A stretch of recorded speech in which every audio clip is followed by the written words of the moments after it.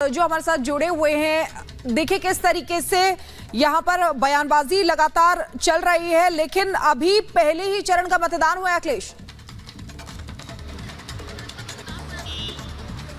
बिल्कुल, जिस तरह से सवाल उठाए जा रहे हैं उसमें एक बहुत बड़ा जवाब ये छिपा हुआ है कि अगर आप फॉर्म में कुछ भी गलत करते हैं, कुछ भी कॉलम छोड़ते हैं, तो आपका नामांकन रद्द कर दिया जाता है। और ये शिकायत आई थी कि कांग्रेस के जो प्रस्तावक हैं दो और जो उनके समर्थक हैं, उन्होंने उस पर साइन जो किए हैं वो गलत है। इसके लिए जब इलेक्टोरल ऑफिसर ने उसकी जांच की मांग की और जब जांच के लिए उनको बुलाया गया तो वो मौजूद नहीं हुए और उन्होंने लिख करके दिया कि हमारी वो साइन नहीं है।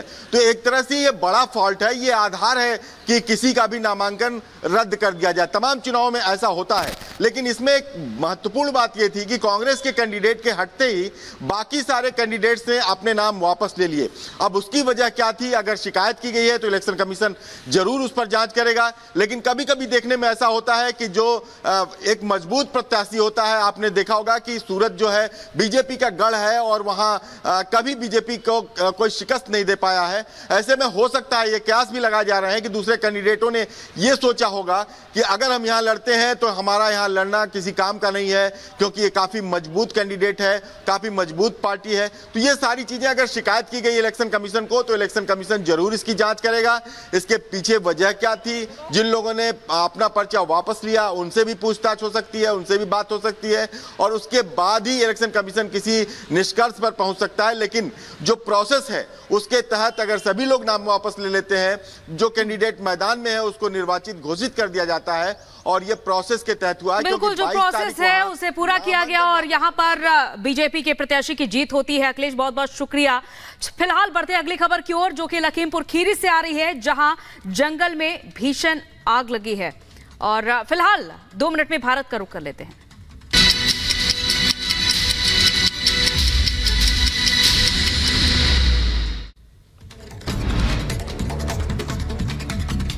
लखीमपुर खीरी के जंगल में लगी भीषण आग, अज्ञात कारणों के चलते लगी आग। वीडियो वायरल होने के बाद मौके पर पहुंची फायर ब्रिगेड की टीम और पुलिस, दमकल कर्मियों ने आग पर काबू पाया। यूपी के आगरा में चलती कार में तमंचा लहराते शख्स का वीडियो हुआ वायरल। वीडियो में देख सकते हैं कि हाथ में तमंचा लहराते हुए वीडियो ये वायरल हो रहा है। यूपी के सहारनपुर में फतेहपुर कलसिया मार्ग पर भीषण सड़क हादसा हुआ है। तेज रफ्तार कार अनियंत्रित होकर पेड़ से टकरा गई। हादसे में कार सवार 4 लोगों की मौके पर दर्दनाक मौत हो गई। मध्य प्रदेश के मंदसौर में चेकिंग के दौरान पुलिस ने 1 करोड़ से ज्यादा नकद और 4 किलो चांदी बरामद किए हैं और इसके अलावा अन्य धातुओं के जेवरात और मूर्तियां भी बरामद की हैं। यूपी के लखीमपुर खीरी में पिता ने पुत्र को उतारा मौत के घाट, शव को जलाकर हड्डियों को तालाब में फेंका। पुलिस ने आरोपी पिता को किया गिरफ्तार। यूपी के हाथरस में राशन की कालाबाजारी को लेकर जमकर चले लाठी डंडे। राशन के चावल से लदी गाड़ी को रोकने पर जमकर मारपीट हुई। ग्रामीणों का आरोप, राशन डीलर की मिलीभगत से हो रही थी कालाबाजारी। यूपी के लखीमपुर खीरी में तेज रफ्तार डंपर ने स्कूली वैन को मारी टक्कर। हादसे के बाद वैन में मौजूद बच्चों में मची चीख पुकार, कई बच्चों को आई गंभीर चोटें। यूपी के अमेठी में देर रात अज्ञात वाहन ने बाइक सवार बाप बेटे को टक्कर मार दी। हादसे में दोनों की दर्दनाक मौत। शादी समारोह में शामिल होकर घर आ रहे थे दोनों। यूपी के मुजफ्फरनगर में 2 मजदूरों की मौत से मचा हड़कंप। सीवर लाइन में सफाई करते वक्त हुई मौत। मजदूरों की मौत से परिवार में मचा कोहराम। पुलिस दोनों शवों को पोस्टमार्टम के लिए भेजा। यूपी के अलीगढ़ में 104 साल बाद अलीगढ़ मुस्लिम यूनिवर्सिटी को मिली महिला वाइस चांसलर।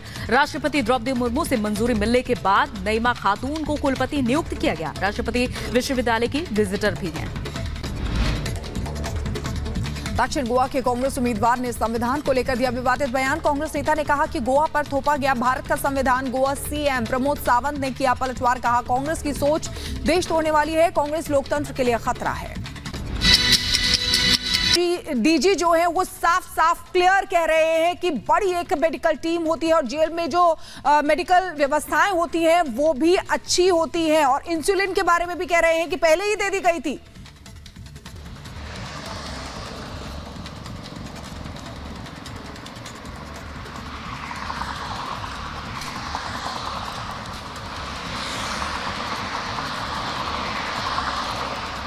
साहिल, क्या अब तक हमारी आवाज पहुंच पा रही है?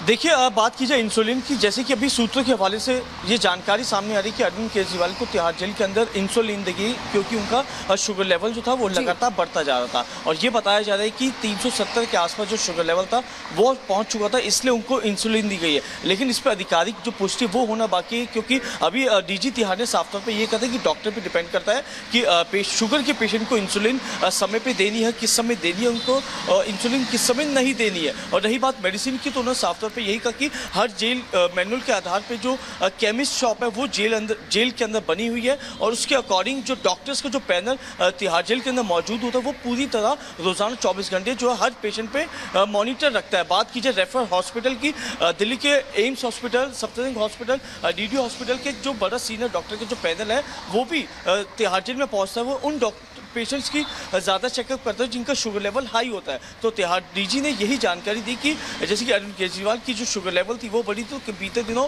एक डॉक्टर का जो पैनल था वो तिहाड़ जेल में पहुंचा था, उनका पूरा जो चेकअप था वो किया गया था। लेकिन अब ये जानकारी निकल के सामने आई कि जेल के अंदर अरविंद केजरीवाल को ईडी की गिरफ्तारी के बाद पहली बार इंसुलिन दी गई है। जी, फिलहाल ये जानकारी मिल रही है कि फिलहाल इंसुलिन दी गई है केजरीवाल को और अब ये देखना होगा ये कितना सच है। बहुत बहुत शुक्रिया साहिल तमाम जानकारी के लिए। और इस बीच जम्मू कश्मीर से बड़ी खबर सामने आ रही है। दरअसल राजौरी में सर्च ऑपरेशन चलाया जा रहा है क्योंकि एक महीने में तीसरी टारगेट किलिंग को अंजाम दिया गया है। एक के बाद एक टारगेट किलिंग की वारदात सामने आ रही है। पुलिस और सेना की ओर से सर्च ऑपरेशन चलाया जा रहा है राजौरी में, जहां सरकारी कर्मचारी की हत्या के बाद से ही यह सर्च ऑपरेशन बढ़ा दिया गया है क्योंकि मोहम्मद रजा की गोली मारकर हत्या कर दी गई थी, जो कि समाज कल्याण विभाग के कर्मचारी थे और उनको भी निशाना बनाया गया। और इससे पहले 2 और घटनाओं को अंजाम दिया गया है। आतंकियों की घुसपैठ की जहां पूरी कोशिश है उसे रोकने में, जहां सुरक्षा बलों की ओर से पूरी कोशिश जारी है, लेकिन दूसरी तरफ टारगेट किलिंग को भी अंजाम दिया जा रहा है और इस इलाके में सर्च ऑपरेशन बढ़ा दिया गया है ताकि इस तरह की घटना एक बार फिर से न बढ़े। रज़ीक की पत्नी भी यहाँ पर मौजूद हैं, उनसे भी बात करते हैं क्योंकि ये लोग वो थे जो उस वक्त मौजूद थे जब ये हुआ। मैडम, आप कहाँ पे थे जब ये सब हुआ?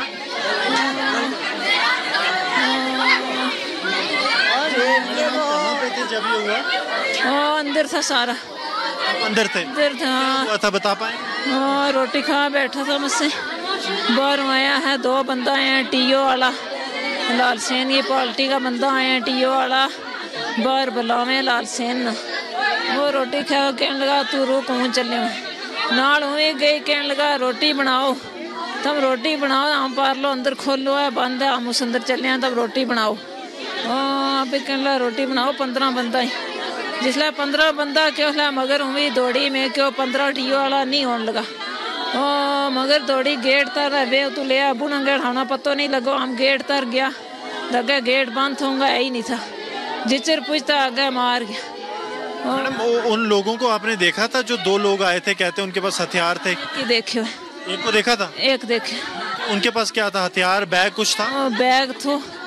बैग तो पेंट कमीज लगी हुई थी, तक बाहर रखा था। हथियार थे? हथियार नहीं दिशा, बैग तो देखा। अच्छा लाया था। एक और जो आपके देवर है उनको भी गोली लगी? हाँ, उनका भी गोली लगी है लात पर। रज़ीक तो जी, कल रात को क्या हुआ था, आपको क्या सुनाई दिया, कहाँ थे आप?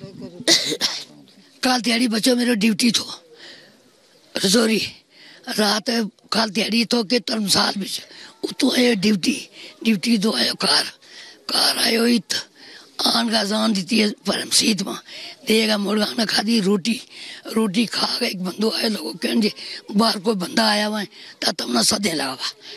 रोटी हमने नहीं थी खादी, मेरा बच्चा ने खादी थी, मैं नहीं थी खादी, ना बाल बच्चा उसका ने खादी थी। जिसा आया इसो आया बाहर उमी नालो ना उसकी कार आ ली, उसका बच्चा भी निका, 2 बच्चा है निका, 3 बच्ची इसकी निकी, वे भी नालो नाल आया। को बंदा है मैं क्यों कोई मेजबान आ गए हूँ गई तालो खोलन पार गेट को ऊद गई हूँ मेजबान अवस्था में क्यों कोई मेजबान है गेट खोल गई वो जिसे गई का कोई नहीं कैद आई जिसे मैंने फैर को आवाज आया। और सीधे चले गए हमारे सहयोगी गुरसिमरन हमारे साथ जुड़े हुए हैं ग्राउंड जीरो से, उनके पास जाना चाहिए। गुरसिमरन, एक महीने के अंदर टारगेट किलिंग की ये तीसरी वारदात है, वहां पर आपने लोगों से बात की, क्या जानकारी इस समय है, क्या अपडेट है?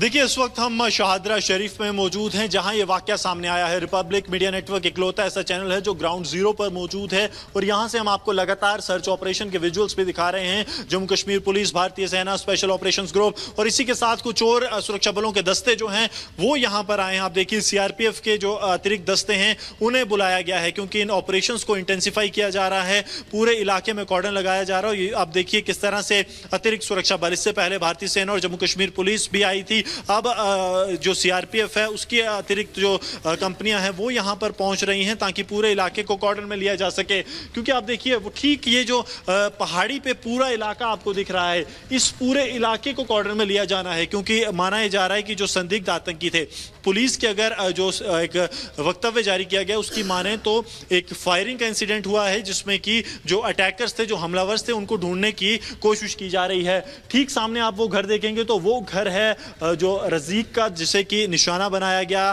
कल देर शाम 8:30 बजे परिवार वालों की माने, उनकी मां और उनकी पत्नी ने रिपब्लिक भारत से जो बात की है उसमें उन्होंने बताया कि 2 लोग वहां पर आए थे, उन्होंने उन्हें बाहर बुलाया, दोनों के लंबे बाल थे, उनके कंधे पर पिट्ठू बैग थे और उन्होंने रज़ीक पर फायर किया और उसके साथ साथ उसके भाई ताहिर को भी पैर में चोट आई है। अब आप देखेंगे पूरे इलाके में भारतीय सेना की डिप्लॉयमेंट कर दी गई है।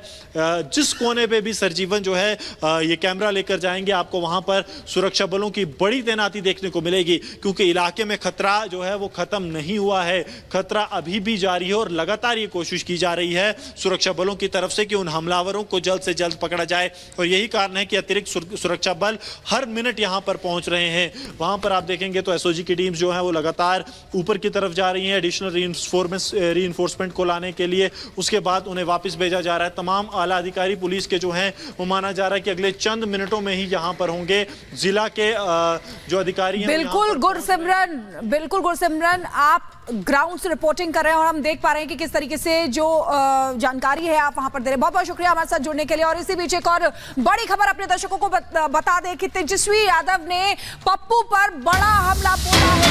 खबर आपको बता दें, उन्होंने कहा है कि पप्पू को वोट मत देना,